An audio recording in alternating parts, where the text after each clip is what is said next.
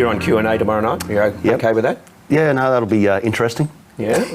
Hello, I'm Paul Barry. Welcome to Media Watch. And that was Coalition frontbencher Barnaby Joyce on the ABC's Insiders yesterday morning, promising he would be on Q&A tonight, despite the row about convicted criminal and terrorist sympathiser Zaki Mallah. But 12 hours later, he was overruled. Deputy Nationals leader Barnaby Joyce has withdrawn from a scheduled appearance on the ABC's Q&A, citing a decree from Prime Minister Tony Abbott that his frontbenchers are to boycott the program. So it seems the government's war on the ABC continues. But is it one that either side can win? Already under attack for being biased to the left, Q&A will now find it much harder to balance its panels. So what will it do? The ABC told Media Watch, "It's vital to reflect the views of the government in national debate, so the ABC will keep inviting ministers onto the program and hope for a change of heart. Meanwhile, we'll ensure backbenchers are given an opportunity to speak on behalf of the government."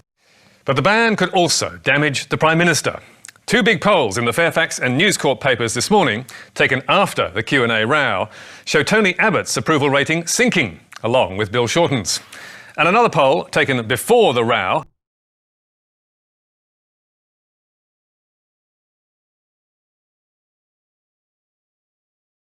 voters in 3 blue ribbon Liberal seats are concerned about ABC cuts and political interference.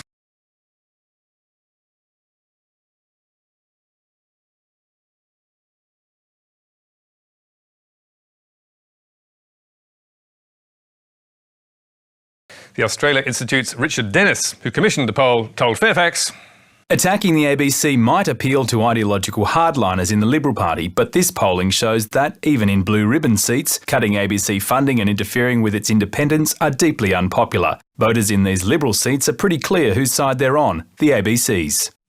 The poll of some 2,200 voters across Malcolm Turnbull's, Christopher Pyne's and Joe Hockey's seats threw up 2 key results. First, that voters in these seats opposed recent ABC funding cuts by a ratio of almost 2-to-1.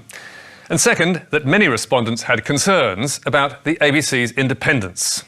61% of voters in Mr Turnbull's seats supported including the functions of the ABC in the Constitution to protect it from political interference, a position supported by 60% of Mr Hockey's constituents and 57% of Mr Pyne's constituents.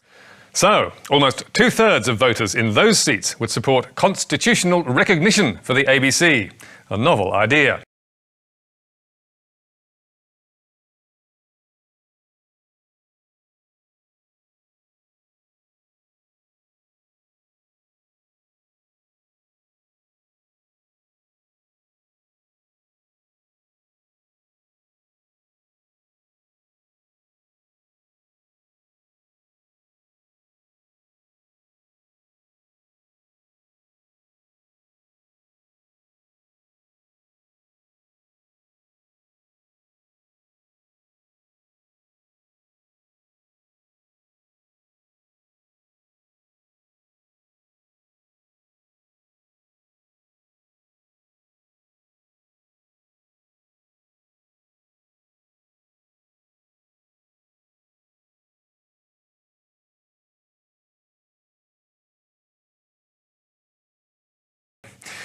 We asked the PM's office how long the Q&A ban will stay in place and what needs to happen for it to end.